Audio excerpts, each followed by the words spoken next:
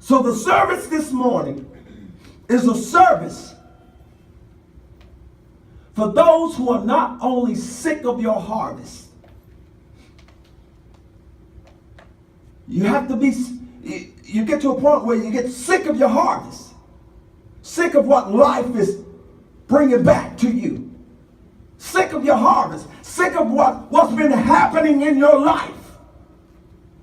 This service is not only a service for those of you who are sick of your harvest, but it's a service for those of you who are sick of what you've sown. What you've sown.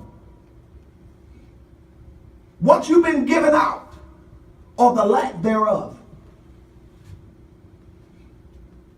It's not about the things that's happening in your life, but it's about what you've been doing to contribute to what's been happening in your life. A lot of times there are things that just like my sister there, and just like what happened to me, but there was no rhyme or reason naturally that I had kidney failure. They said it was just something that happened over time. Didn't have high blood pressure, didn't have all the other symptoms that would cause it, and my kidney to fail, but it's just something that happened over time. But then there are other things in my life, and some of you can attest to this. There are other things in our lives that happen to us, and we know that we contributed to that. Amen. Are you sick of me? The me in you. Everybody say, I'm sick of me. I'm sick of me. Me. Sick of the usual you. Small doses of poison may not kill you immediately. But if you keep on, it will be your demise. Things that we do, things that we don't do in life on an everyday basis, and we convince ourselves that God will understand. It didn't kill me yet, but if you keep on, in hell, you will lift up your eyes. That's the best I can put it. I've been wanting oranges for the longest. For years, I've been wanting oranges. And all I've been getting is apples. Because that's what you sowed. You sowed apple seeds. All I'm saying this morning is, don't get mad at your harvest. Ain't no need. Don't get mad at your harvest. Don't get mad at what life is bringing to you. Sometimes you have to get mad at what you've sown. Stop looking at the surface and get to the root of this thing. Get to the root of what's happening. I'm sick of me. I'm sick of me. We got to get to Psalms 142. I think it's verse 5. It says, then I pray to you, O Lord. I say, you are my place of refuge. You are all I really want in life. We have to get to that point where God is all we really want. If God is all you want, you will sow seeds into those areas that bring on God. Somebody in here is sick of being afraid.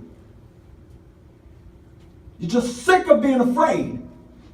Somebody in here is sick of being hot and cold for God, depending on the circumstance.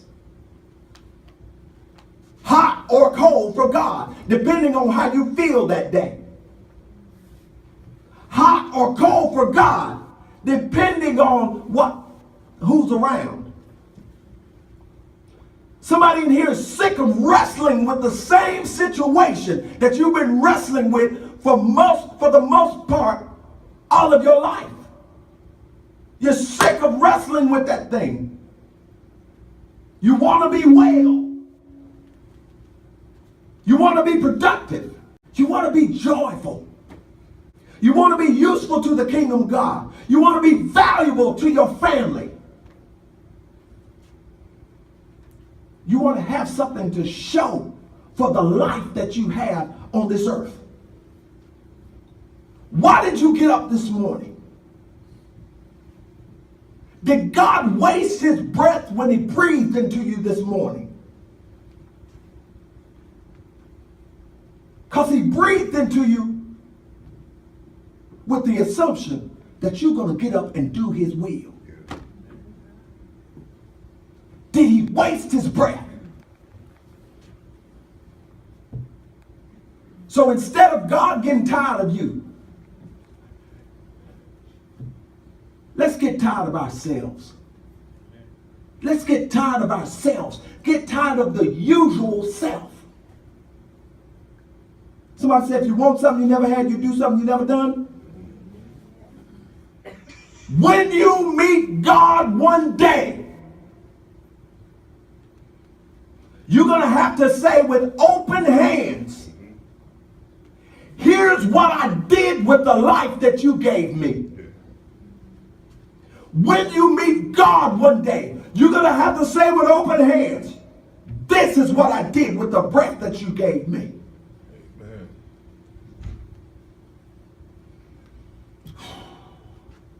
I want God. We have to just want God. Want him to show up tangibly in our lives. Show up. I'm not talking about church as usual. I'm not talking about just coming here to get a good feeling, but allowing the word of God to change me. I'm tired of watching God move mightily in her life, in his life, and their life. I'm tired of that. You know, God, can you use me? And the only way he can use you, he uses people who are tired of themselves. Because God will never come in and decrease you. He will never come in and decrease you. He will never come in and say, okay, I'm going to take this away from you and now you're good. No, that's your part. Two things. God won't do your part, and we can't do his part. Somebody in here just tired of being on the spiritual roller coaster, where I'm good 1 minute, and the next minute I don't want to hear nothing about no word. I'm good 1 minute, and the next minute I'm tired of praying. But somebody is tired of being on that spiritual roller coaster, where I love Jesus today. I'll see you Sunday, tomorrow. But you have to make that assessment. And you got to be true. You got to be real. And you got to be honest with yourself.